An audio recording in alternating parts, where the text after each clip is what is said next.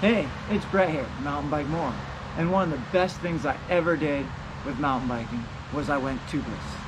The first time it was really scary. I was like, oh, I got a bike that works, but I went tubeless, it worked, and since then I've set up many tires on my bikes and on my kids' bikes, and I've helped friends with bikes, and it makes a world of a difference.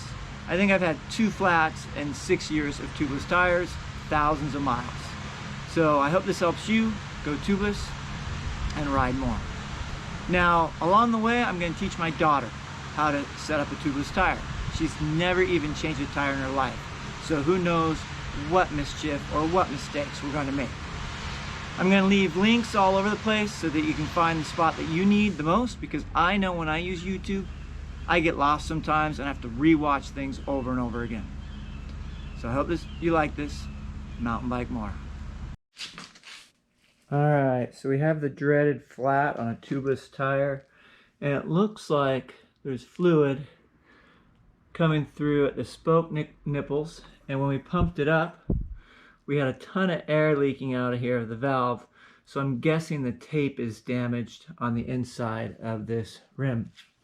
So today we'll see if I can teach my daughter how to replace and repair a tubeless tire and re-put all the new tape in. So basically setting up a tubeless tire.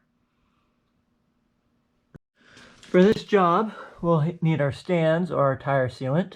We'll need some tire levers. And then we have our Gorilla tape, some rags for cleanup. We have a brush to clean just along the way. And I find an air compressor is super handy with tubeless tires, although some people say they do it without the compressor. Once a bead is set, the compressor isn't really needed, but we're going to break the bead, so I like to have the compressor handy. And a few extra things we forgot about: isopropylene alcohol and scissors. And if you're going from tubes to tubeless, you'll need a special tubeless valve. First step, we need to remove the wheel from our bike. One little hint is put the bike in a high gear. It makes it easier to put the wheel back on. Make sure your clutch is turned off. And then you can go ahead and remove the axle. You may notice the video is moving in high speed. It's 4 times the speed. Otherwise, this video would be way too long. This is her first time ever removing a wheel or a tire, so bear with us. Once the wheel's off, you can get your tire off. Sometimes it takes a little bit longer than expected, so just beware. Sometimes there's still fluid inside if it is a tubeless tire already been set up. And then one hint is mark the side of your wheel or your tire so you know which side goes on the cassette or which side goes on the brake, so that you get it on the right way the first time. We've had shops put them on backwards, and I've done it too. All right, so we're looking at the tape. We're looking for holes, and we see this tape on the edge here, and then it kind of has a wrinkle here. So that's probably part of the problem. There's another wrinkle here, probably from the tire lever. But maybe not. Keep going. Here's another messed up spot. So this tape definitely needs to be removed, and we have to clean it up. And this is Gorilla tape, so it's going to take a lot of cleaning. And then we have an open flap here, so you know fluid got through there. So we're going to have to do a lot of work. Taking the tape off. Since we're taking the tape off, we have to get the valve out. There's a little nut holding the valve in place. Look at those colorful fingernails. All right, put the nut back on just so we don't lose it. And put it on where we're storing all our parts. All right. So now we got to remove the tape. And this is Gorilla tape, so it's going to leave some residue we have to clean up.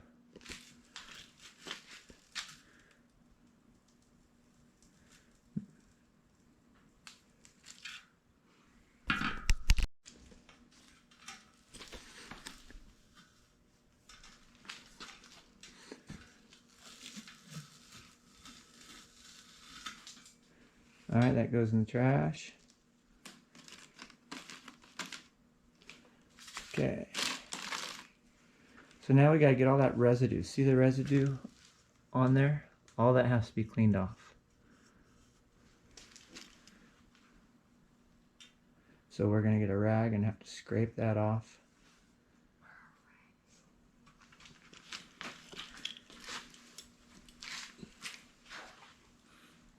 Maybe we'll use some isopropylene alcohol. And this is the problem with Gorilla Tape. It leaves residue.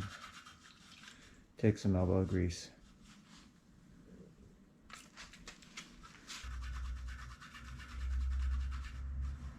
Maybe try to scrape some of it with like the plastic tire lever so it won't scratch the rim itself.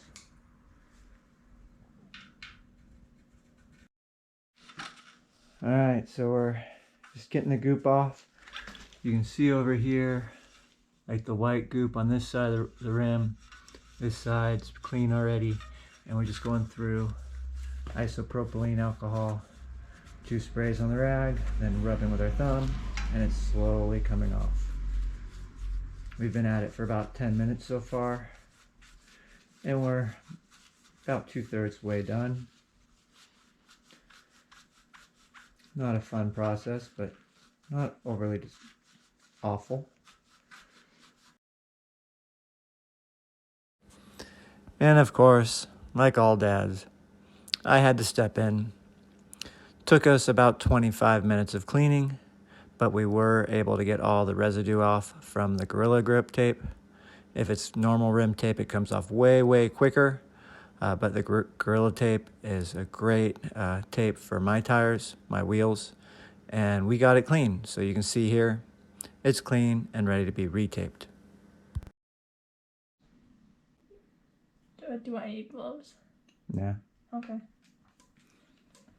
Unless this will melt nail polish onto my bike.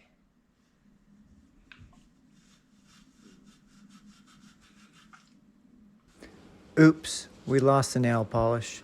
Isopropylene alcohol removes nail polish as well as goop from tape.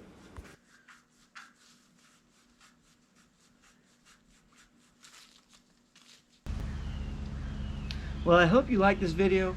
More important, I hope it helped you. Hit like, hit subscribe, leave me comments, any kind of comments. And when you see me out on the trail, yell, more! Have fun, ride more, laugh more. Mountain bike more. Ride more. Subscribe. Laugh more. Like, crash more, comment. Crash more. Comment.